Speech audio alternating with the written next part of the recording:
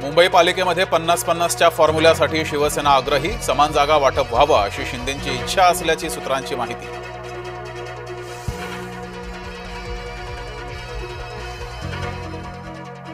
दिवाळीच्या शुभेच्छा देण्यासाठी पंतप्रधानांना भेटलो, दिल्लीत आलो, गावी गेलो तरी चर्चा होतेच. पंतप्रधानांच्या भेटीनंतर एकनाथ शिंदेंचं वक्तव्य. अजित पवारांच्या भाषणावेळेस घोषणाबाजी, संपूर्ण कर्जमाफीसाठी शेतकऱ्यांनी केली घोषणाबाजी, आरडाओरडा करणाऱ्या शेतकऱ्यांना पोलिसांनी घेतलं ताब्यात. आयोजकाला न सांगताच जरांगेनं निमंत्रण दिल्यानं गडबड, पंढरपूरचा कार्यक्रम झाला रद्द, जरांगेंसोबत फडणवीस होते निमंत्रित.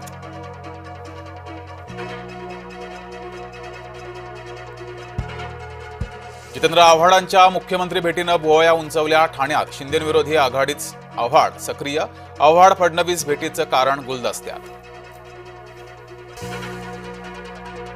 आमचा पक्ष कसा चालवायचा ते राऊतांनी शिकवू नये, भाजपाच्या व्हॉट्सअप निरीक्षण वादावर बोलले बावनकुळे.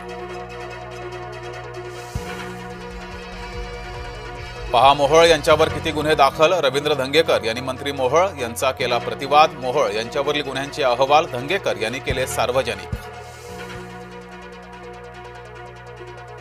धंगेकर मोहोळ वादामध्ये फडणवीसांचा हस्तक्षेप, मुख्यमंत्री देवेंद्र फडणवीसांचं मोहोळांना आश्वासन, धंगेकरांचं वागणं शिंदेंच्या कानावर घालणार.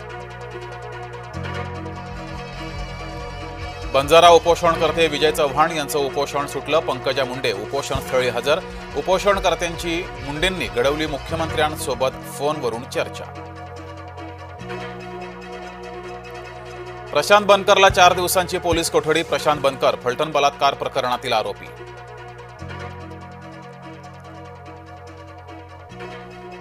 फलटण बलात्कार प्रकरणातील पोलीस उपनिरीक्षक गोपाळ बदने अद्याप फरारच, गृह विभागाकडून फलटण बलात्कार प्रकरणात 2 पोलीस निलंबित.